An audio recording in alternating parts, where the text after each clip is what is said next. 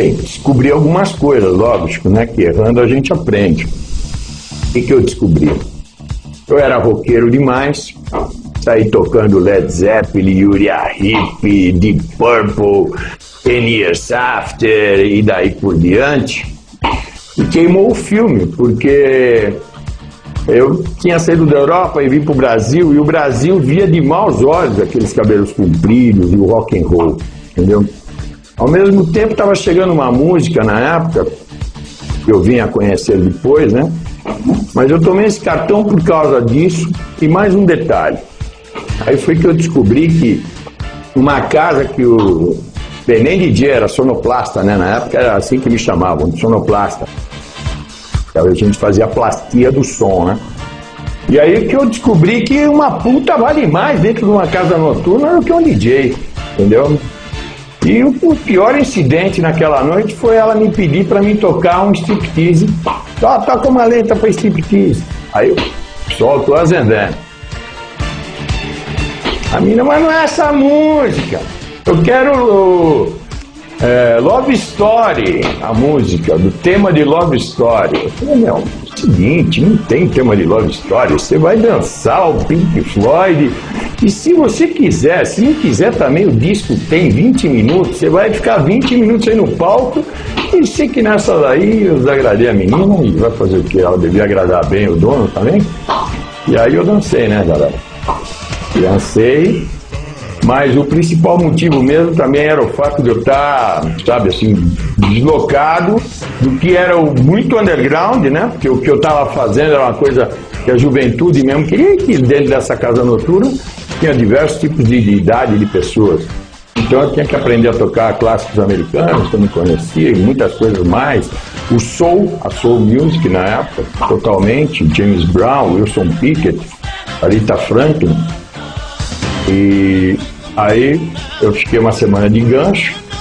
Passada essa semana, o Guilherme falou, olha, vamos fazer o seguinte, você deixa seus discos todos em casa, aí você vai pra lá 2 horas antes, eu vou te mostrar o material, que é o que a gente toca.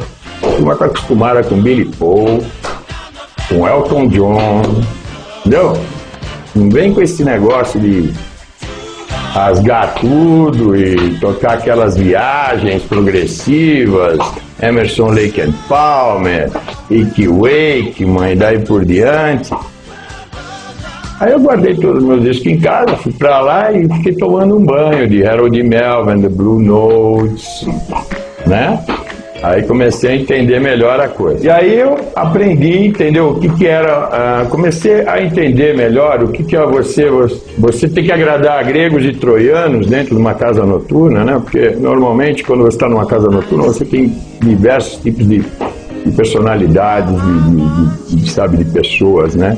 Então, na verdade, o seu som, ele não pode ser... Ele mesmo dentro de um segmento hoje, né? Como tudo é segmentado, você tem que estar agradando a todo mundo, entendeu? Porque dentro de qualquer segmento existem, sabe, as suas próprias variações dentro do segmento. Na época não existiam segmentos. Na época era um segmento só, a música internacional. Era boa? Se era boa, tudo bem. Se não era, dançou. Agora, temos que entender que, na época, nós tínhamos 100 lançamentos por semana na Billboard, no mercado musical, e hoje estamos falando de 4.000 por semana. Geração virtual. Então, era uma coisa que demorava, porque também a importação no Brasil era proibida. Foi uma fase de que quem tinha carro importado, eu vi muita gente se desgraçar todo, porque não conseguia nem as peças, entendeu? E não era proibido fazer. Quer dizer, era proibido trazer qualquer coisa, inclusive esse tipo de cultura que a gente buscava trazer, né, de fora, porque não tinha por como vir. Aí começa o grego a trabalhar na noite. Fiquei bem, graças a Deus, com essa minha volta. Comecei a criar um respeito na noite. Essa noite se localizava, essa casa noturna era o La Ronde, ela se localizava nas Bocas. a Boca do Luxo. A Boca do Luxo, na época, mais que assim, pareça um pouco vulgar o nome, né? Boca do Luxo e tal, mas era uma boca do luxo mesmo. Porque, se você comparar com os dias de hoje, uma prostituta naquela época falava 5 línguas. Tá? E, então era uma coisa muito interessante. E, na verdade, não existia mais nada em São Paulo que acontecesse, a não ser o downtown. Então o downtown da cidade mesmo que funcionava. Sacou? Era lá no centro. Isso daí estamos falando de 73. Tá? Comecei em 73, comecei em outubro, tomei esse gancho e, na verdade, eu fui começar mesmo oficialmente e me estabilizei em novembro. Tá? Dentro desse conceito, o Hilton ali no centro, tá? Era o grande hotel de hoje. Tá? O hotel mais poderoso hoje seria ele. Eu não sei qual que é, porque tem tantas redes e tantos hotéis, mas o grande Mofarrege de hoje, o Sheraton, sei lá, mais errado era o Hilton, não tinha concorrente. A Paulista ainda estava sendo construída, os casarões estavam lá, ninguém tinha derrubado os casarões, era já ainda uma ameaça histórica derrubar os casarões e construir os prédios. Depois derrubaram tudo, né? Acabaram com tudo, não tem mais casarão nenhum. Na época que tinha o Rick Story, a Faria Lima, o Ricardo Amaral já estava nessa parada.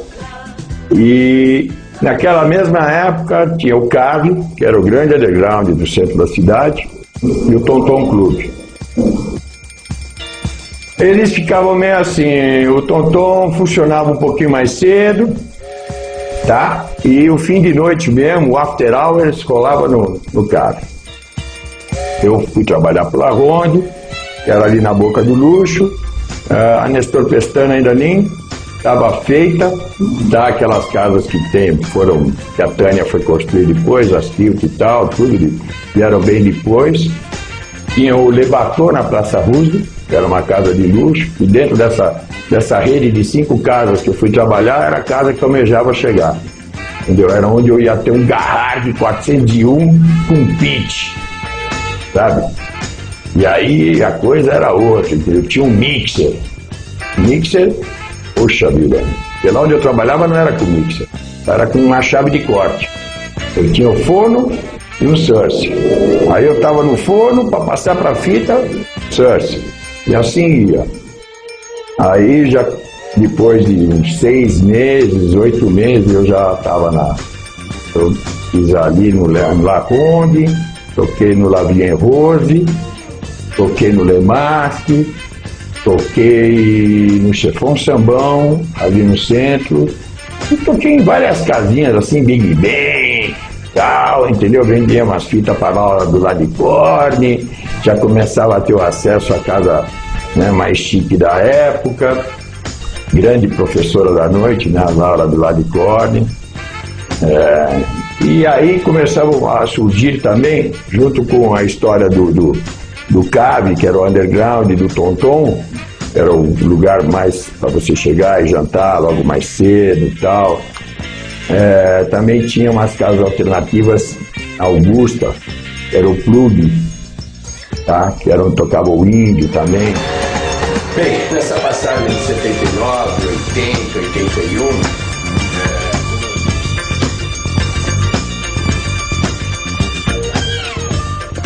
Grupo DJ Ban, credibilidade que toca. 2 estúdios super equipados para aulas, treino ou gravação. Mixer Pioneer, DJ M800, CD Player Pioneer, CDJ 1000 MK3. Lançado no Brasil, na DJ Ban. CDJ 400, Sean 42. Allen Hill, computador para gravar sets. DJ Ban, a primeira e única escola do Brasil a colocar esse equipamento em sala de aula e treinamento. www.djban.com